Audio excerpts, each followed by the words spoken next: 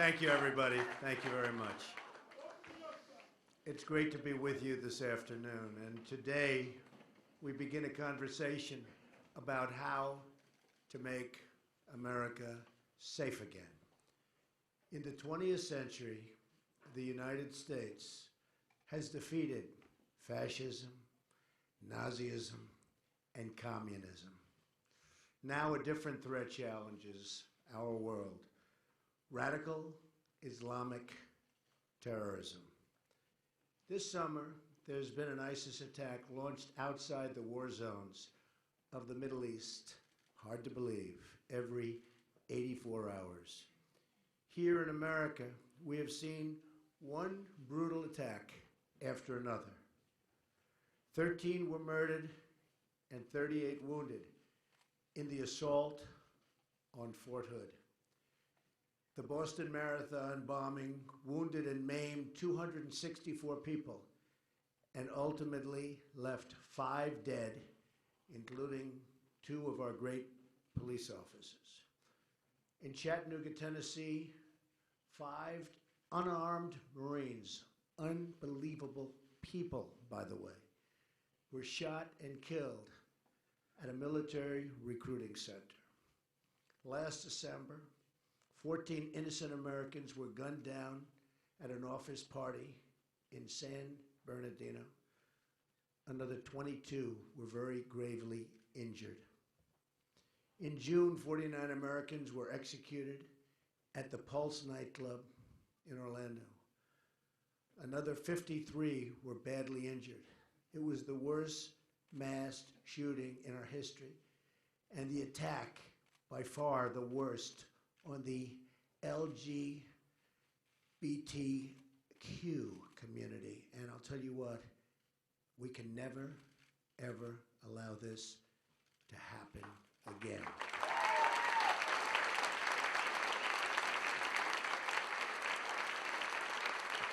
In Europe, thank you. In Europe, we have seen the same carnage and bloodshed inflicted upon our closest allies. In January of 2015, a French satirical newspaper, Charlie Hebdo, was attacked for publishing cartoons of the Prophet Muhammad. 12 were killed, including 2 police officers, and 11 were wounded. 2 days later, 4 were murdered in a Jewish delicatessen. In November of 2015, terrorists went on a shooting rampage in Paris that slaughtered 130 people and wounded another 368 people, some in very, very, very bad shape today. France is suffering gravely, and the tourism industry is being massively affected in a most negative way. In March of this year, terrorists detonated a bomb in Brussels airport, killing 32 and injuring 340 people. This July, in the south of France, an Islamic terrorist turned his truck into an instrument of mass murder, plowing down and killing 85 men, women, and children, and wounding 308 people. Terrible. Among the dead were 2 Americans, a Texas father, and his 11-year-old son. A few weeks ago in Germany, a refugee armed with an axe wounded 5 people in a gruesome train attack. Only days ago, an ISIS killer invaded a Christian church in Normandy, France, forced an 85-year-old priest to his knees, a priest who was beloved, before cutting his throat and just unthinkable other things.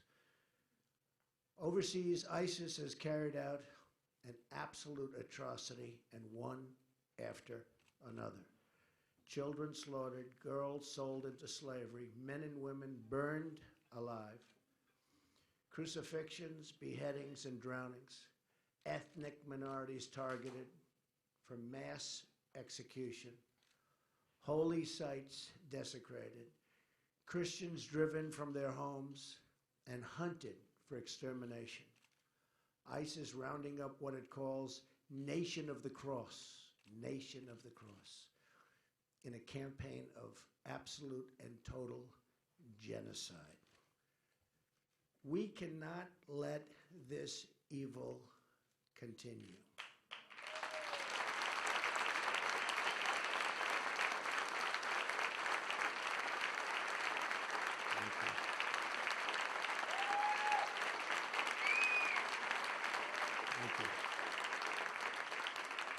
Nor can we let the hateful ideology of radical Islam, its oppression of women, gays, children, and non-believers be allowed to reside or spread within our own countries.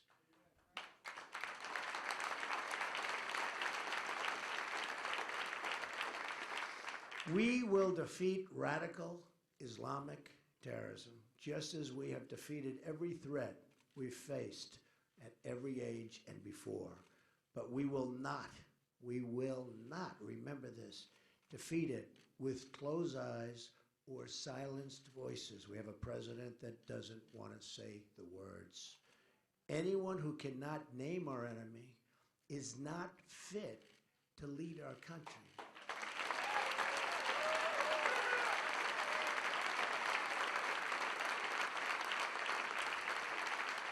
Anyone who cannot condemn the hatred, oppression, and violence of radical Islam lacks the moral clarity to serve as our president.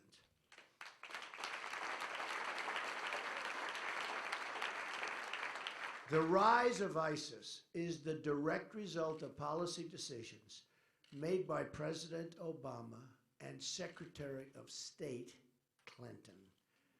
Let's look back at the Middle East at the very beginning of 2009, before the Obama-Clinton administration took over.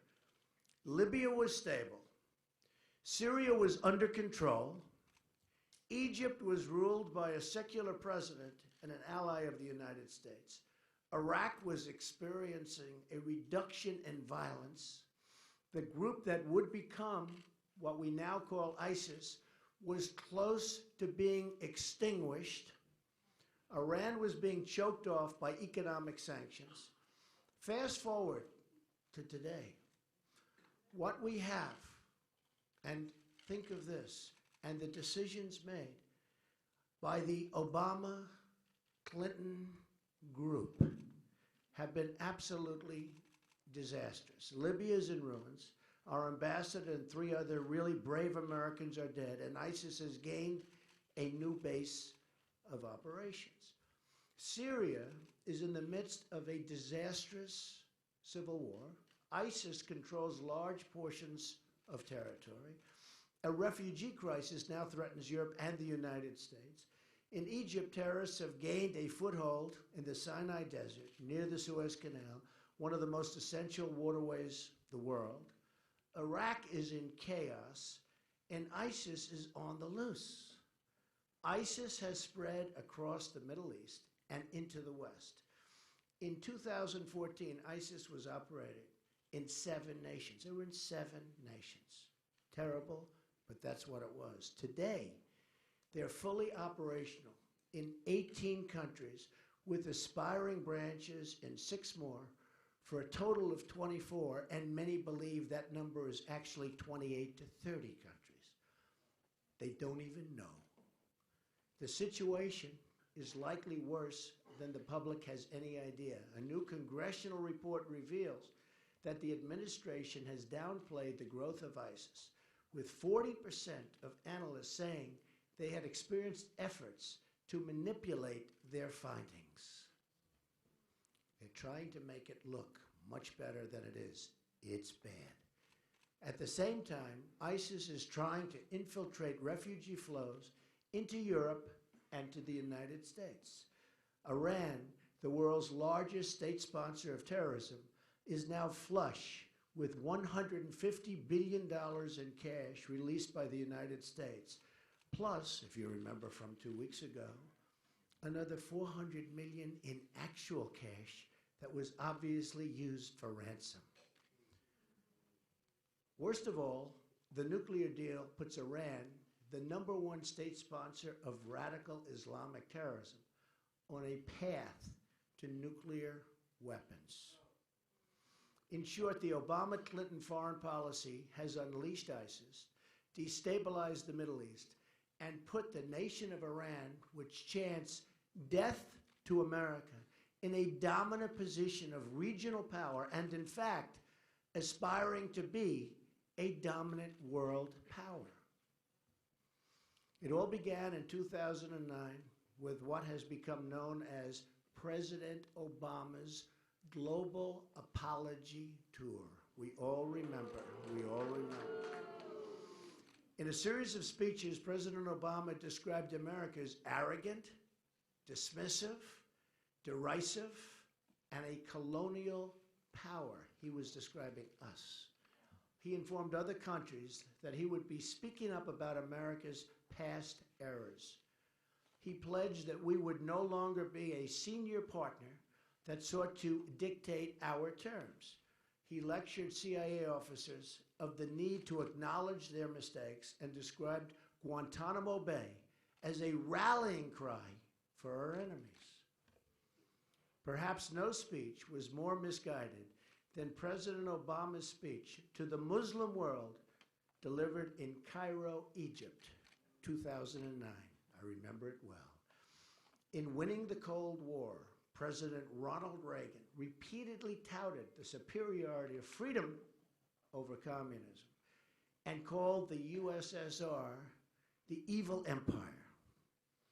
Yet when President Obama delivered his address in Cairo, no such moral courage could be found or would be found. Instead of condemning the oppression of women and gays in many Muslim nations and the systematic violations of human rights or the financing of global terrorism, President Obama tried to draw an equivalency between our human rights record, and remember this, our human rights and theirs. The records are unbelievable and unmistakable. His naive words were followed by even more naive actions. The failure to establish a new status of forces agreement in Iraq and the election-driven timetable for withdrawal surrendered our gains in that country and led directly to the rise of ISIS, without question.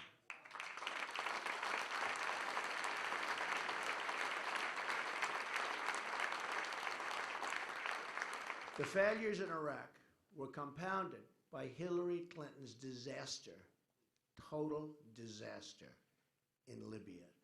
President Obama has since said that he regrets, and really regrets, Libya and the mistake he made. He considers it his worst mistake. According to then Secretary of Defense Robert Gates, the invasion of Libya was nearly a split decision, but Hillary Clinton's forceful advocacy for the intervention was the deciding factor.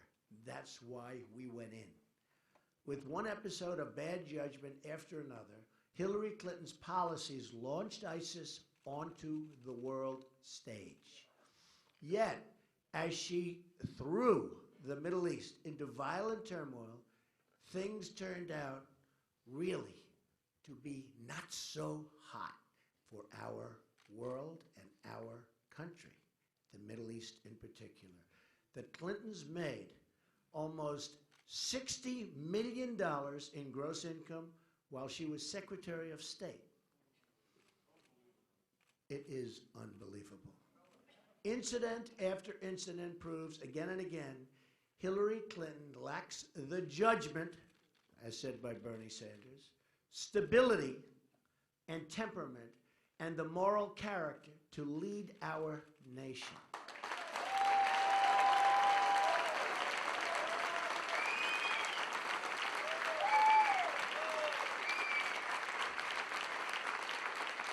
Importantly, she also lacks the mental and physical stamina to take on ISIS and all of the many adversaries we face, not only in terrorism, but in trade and every other challenge we must confront to turn our great country around.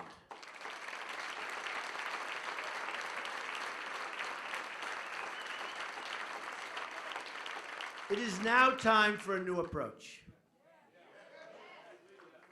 Our current strategy of nation building and regime change is a proven absolute failure. We have created the vacuums that allow terrorism to grow and thrive. I was an opponent of the Iraq War from the beginning. A major difference between me and my opponent. Though I was a private citizen whose personal opinions on such matters were really not sought, I nonetheless publicly expressed my private doubts about the invasion. I was against it, believe me.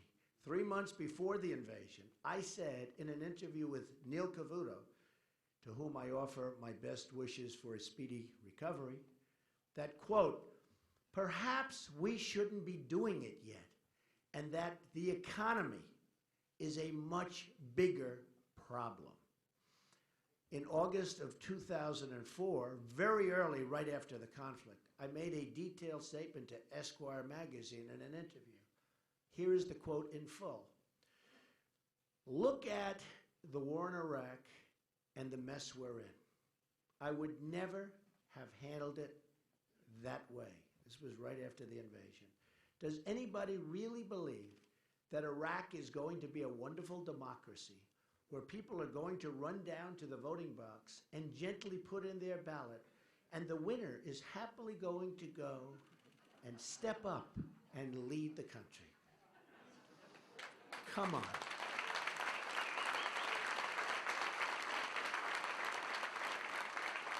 I then continued, 2 minutes after we leave, there's going to be a revolution, and the meanest, toughest, smartest, most vicious guy, in this case, guy, will take over.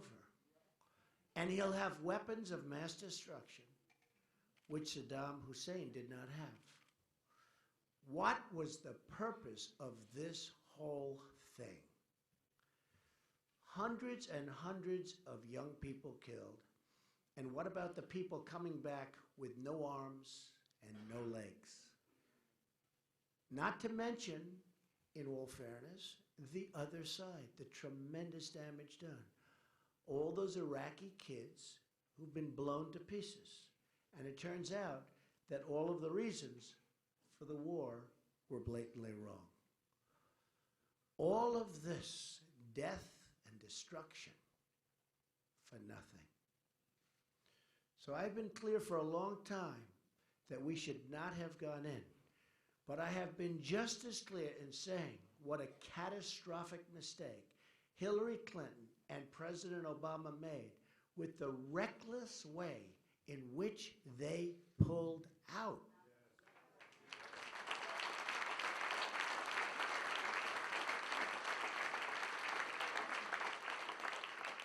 After we had made those hard-fought sacrifices and gains, we should have never made such a sudden withdrawal on a timetable advertised to our enemies.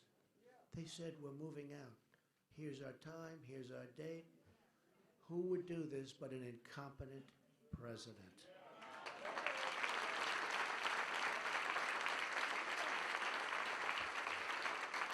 Al-Qaeda in Iraq had been decimated, and Obama and Clinton gave it new life and allowed it to spread all across the world.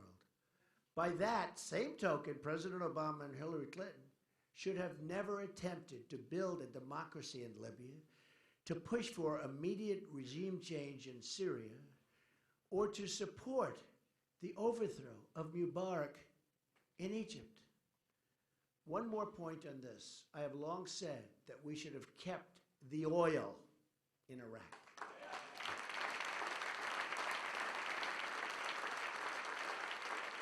I said it over and over and over again.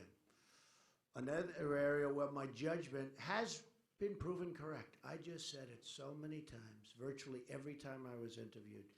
Keep the oil, keep the oil.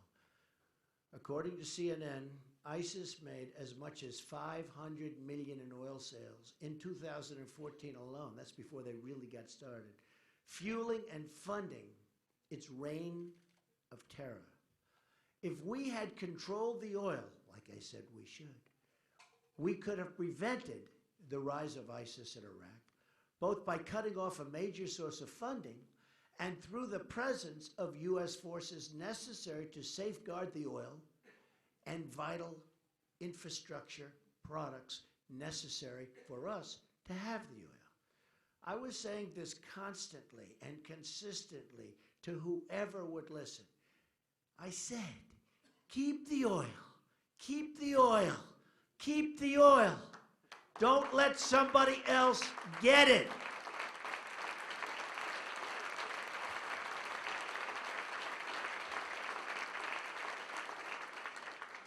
If they had listened to me then, we would have had the economic benefits of the oil, which I wanted to use to help take care of the wounded soldiers and families of those who died in the war.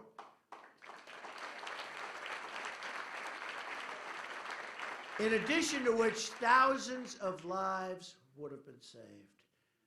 This proposal, by its very nature, would have left soldiers in place of our assets. We would have had soldiers there guarding this valuable supply of oil. In the old days, when we won a war, to the victor belonged the spoils.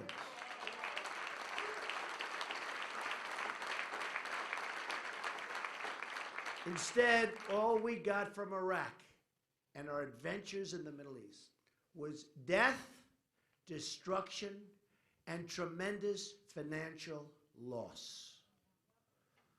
But it's time to put the mistakes of the past behind us and chart a new course.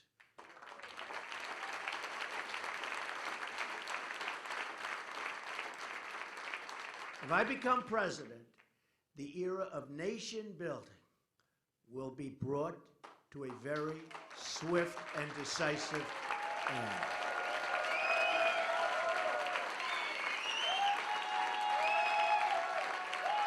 Thank you. Our new approach, which must be shared by both parties in America, by our allies overseas, and by our friends in the Middle East, must be to halt the spread of radical Islam. All actions should be oriented around this goal, and any country which shares this goal will be our ally. Very important. Some don't share this goal. We cannot always choose our friends, but we can never fail to recognize our enemies.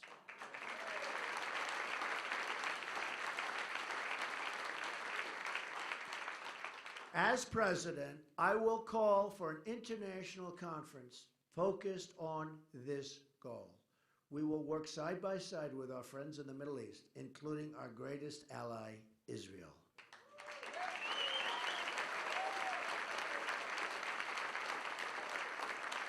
We will partner with King Abdullah of Jordan and the President of Egypt, President Sisi, and all others who recognize this ideology of death that must be extinguished.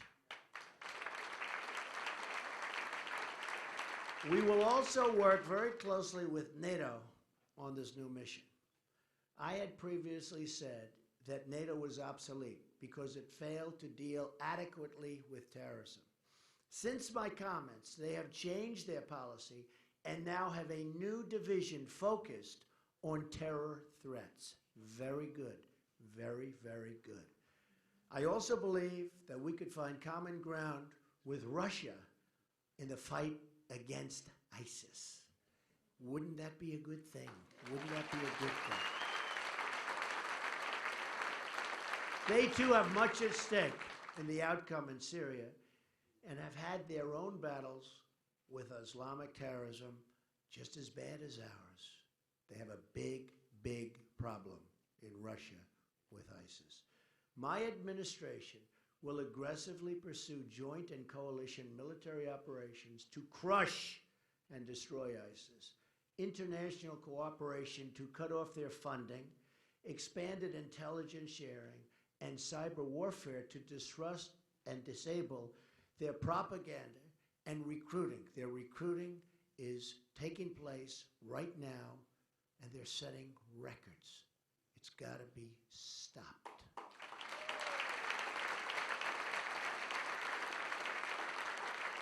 We cannot allow the internet to be used as a recruiting tool and for other purposes by our enemy.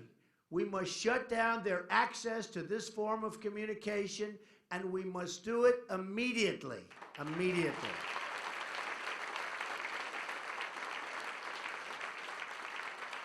Unlike Hillary Clinton, who has risked so many lives with her careless handling of sensitive information, my administration will not telegraph exactly military plans and what they are.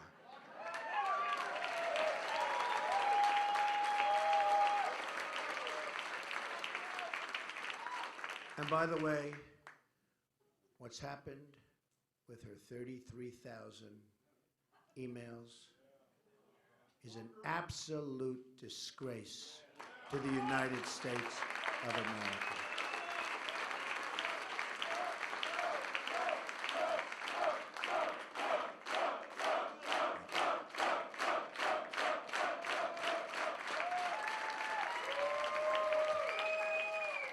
I've often said that the great General Douglas MacArthur and the great General George Patton would be in a state of shock if they were alive today to see the way President Obama and Hillary Clinton try to recklessly announce their every move before it happens, like they did in Iraq, so that the enemy can prepare and adapt. Their enemy says thank you. The fight will not be limited to ISIS. We will decimate al-Qaeda, and we will seek to starve funding for Iran-backed Hamas and Hezbollah. So important. We can use existing UN Security Council resolutions to apply new and even stronger sanctions. Military, cyber, and financial warfare will all be necessary to dismantle Islamic terrorism. But we must use ideological warfare as well. Very important. And they use it on us better than we have ever even thought of using it on them. But that will change. Just as we won, thank you, just as we won the Cold War in part by exposing the evils of communism and the virtues of free markets, so too must we take on the ideology of radical Islam. While my opponent accepted millions of dollars in foundation donations from countries where being gay is an offense, punishable by prison or death, my administration will speak out against the oppression of women, gays, and people of different beliefs.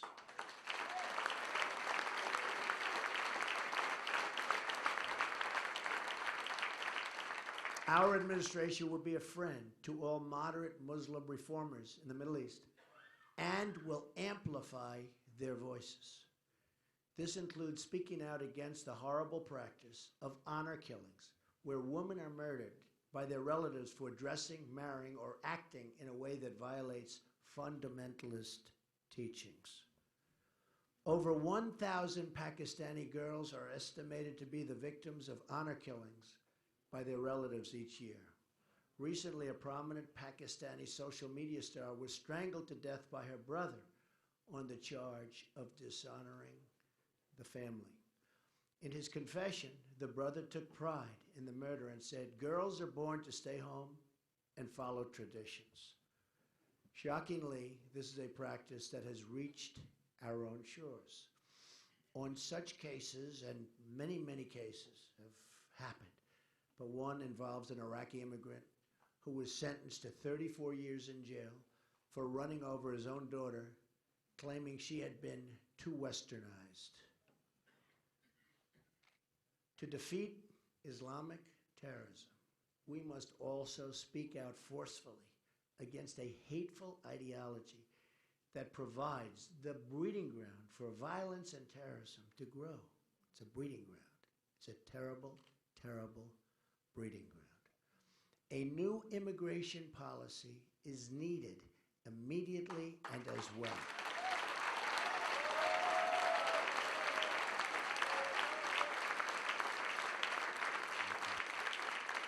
The common thread linking the major Islamic terrorist attacks that have recently occurred on our soil, 9/11, the Fort Hood shooting, the Boston bombing, the San Bernardino attack, the Orlando attack, is that they have involved immigrants or the children of immigrants. Clearly, new screening procedures are needed.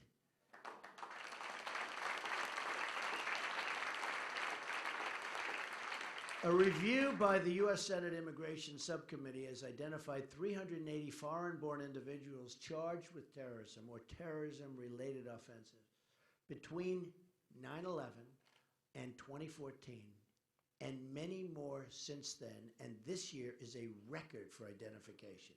It's gotten worse, far worse. We also know that ISIS recruits refugees after their entrance into the country, as we have seen with the Somali refugee population in Minnesota. Beyond terrorism, as we have also seen in France, foreign populations have brought their anti-Semitic attitudes with them. In Cologne, Germany, on New Year's Eve, we have seen the reports of sexual violence and assault, far greater than anybody knows. Pew polling shows that in many of the countries from which we draw large numbers of immigrants, extreme views about religion, such as the death penalty, and for those who are involved, the death penalty is very, very common if you don't have the faith that they demand you have. A Trump administration will establish a clear principle that will govern all decisions pertaining to immigration. And we will be tough, and we will be even extreme.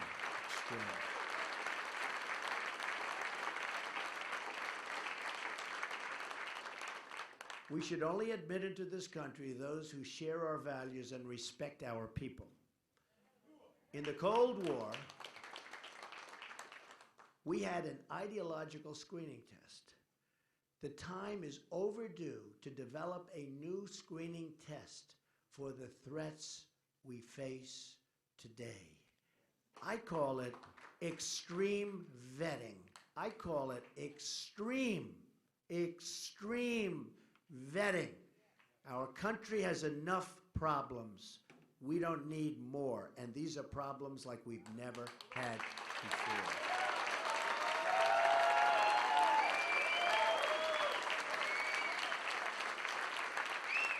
In addition to screening out all members of the sympathizers of terrorist groups, we must also screen out any who have hostile attitudes toward our country or its principles, or who believe that Sharia law should supplant American law.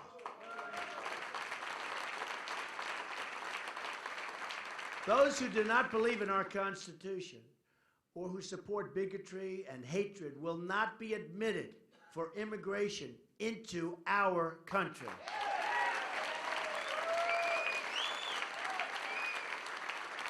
Only those who we expect to flourish in our country and to embrace a tolerant American society should be issued visas. To put these new procedures in place, we will have to temporarily suspend immigration from some of the most dangerous and volatile regions of the world that have a history of exporting terrorism. Not for us. Not for us.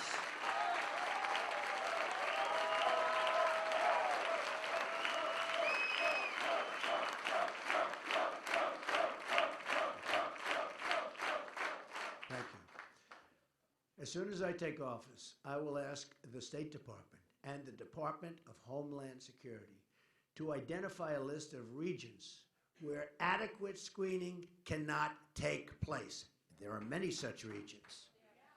We will stop processing visas from those areas until such time as it is deemed safe to resume based on new circumstances or new procedures. The size of current immigration flows are simply too large to perform adequate screening.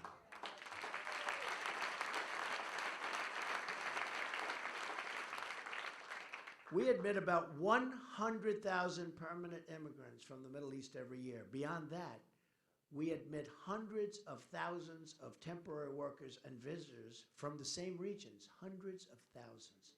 If we don't control the numbers, we can't perform adequate screening. There is no way it can take place. By contrast, my opponent wants to increase, which is unbelievable, no matter who you are, no matter where you come from, wants to increase the flow of refugees by 500% over what they are now. The United States Committee on Immigration estimates that Hillary Clinton's plan would mean roughly 620,000 refugees from all current refugee-sending nations in her first term, assuming no cuts. So it could get worse. This would be additional other refugee immigration. Unbelievable numbers. Unbelievable numbers. The subcommittee estimates her plan would impose a lifetime cost of roughly $400 billion.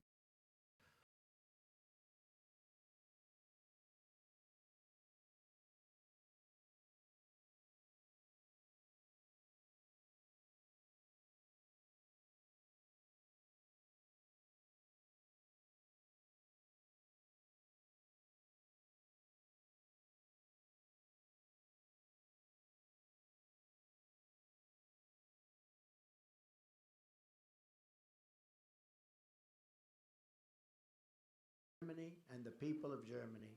Crime has risen to levels that no one thought they would ever see. It is a catastrophe. We have enough problems in our country. We don't need more. Lastly, we will need to restore common sense to our security procedures. Another common feature of the past attacks that have occurred on our soil is that warning signs were totally ignored. The 9/11 hijackers had fraud all over their visa applications. Almost every one of them. It said practically in big bold letters, fraud. And nobody saw it. The Russians warned us about the Boston bombers here on political asylum, and the attackers were even twice interviewed by the FBI. Very sad. The female San Bernardino shooter, on her statements and everything that she said, she was here on a fiancé visa, which most people have never even heard of, from Saudi Arabia, and she wanted to support very openly jihad online. These are the people we're taking in. A neighbor saw suspicious behavior, bombs on the floor, and other things, but didn't warn authorities because they said they didn't want to be accused of racial profiling. Now, many are dead, and many more are gravely wounded. The shooter in Orlando reportedly celebrated in his classroom after 9/11. He, too, was interviewed by the FBI. His father, a native of Afghanistan, supported the oppressive Taliban regime and expressed anti-American views very strongly. And by the way, was just seen sitting behind Hillary Clinton with a big, fat smile on his face all the way through her speech. He obviously liked what she had to say. It's called weakness. Weakness. It's called stupidity. And we've had it.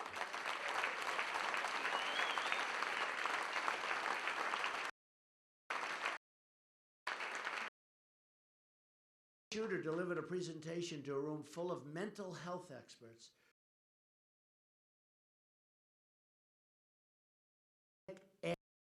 Another. He even proclaimed that we love death more than you love life. Not good. These warning signs were ignored because political correctness has replaced common sense in our society.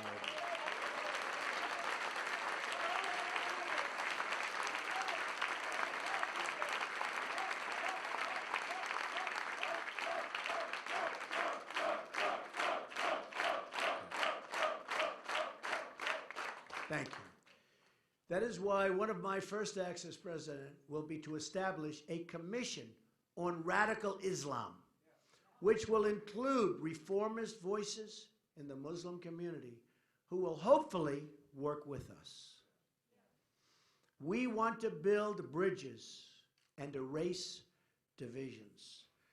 The goal of the commission will be to identify and explain to the American public the core convictions and beliefs of radical Islam, to identify the warning signs of radicalization, and to expose the networks in our society that support radicalization.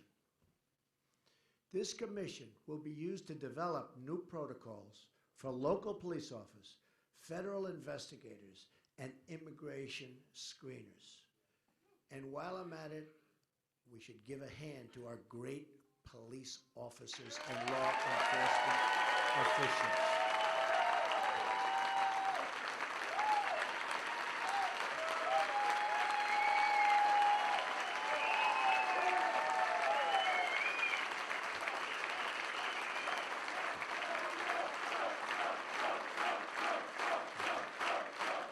Thank you.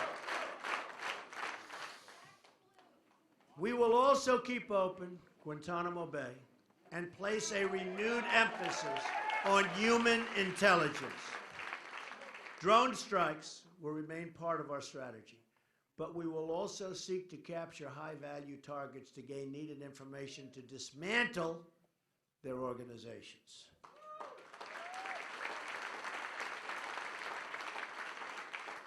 Foreign combatants will be tried in military commissions.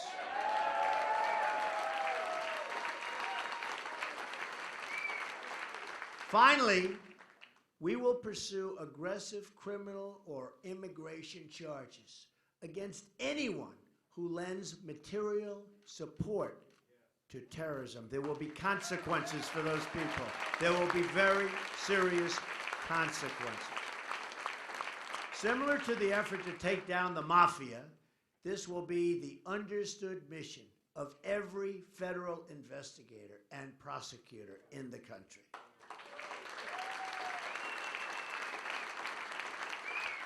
To accomplish your goal, you must state a mission.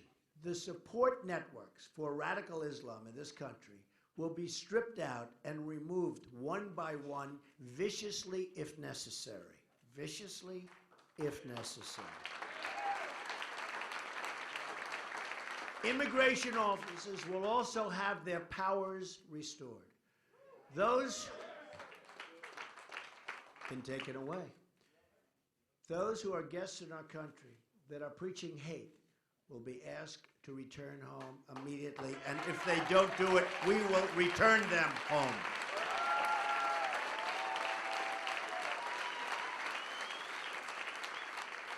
To make America safe again, we must work together again. Our victory in the Cold War relied on a bipartisan and international consensus. That is what we must have to defeat radical Islamic terrorism.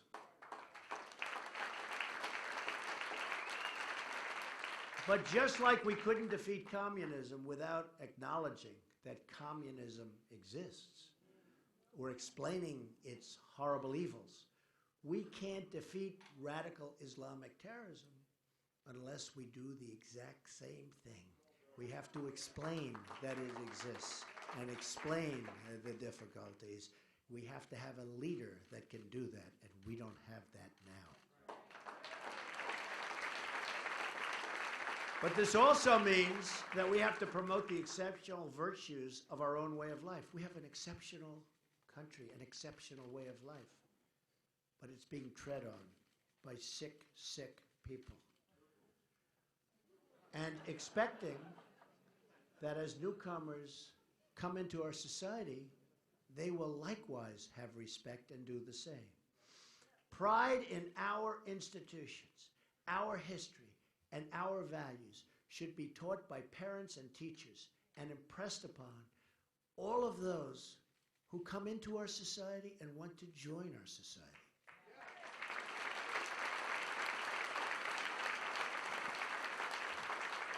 Assimilation is not an act of hostility, but an expression of compassion.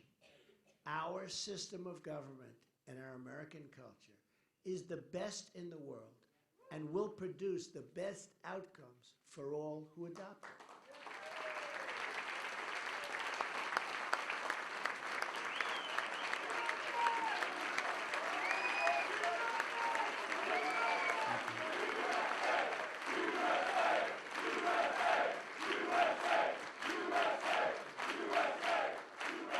Thank you.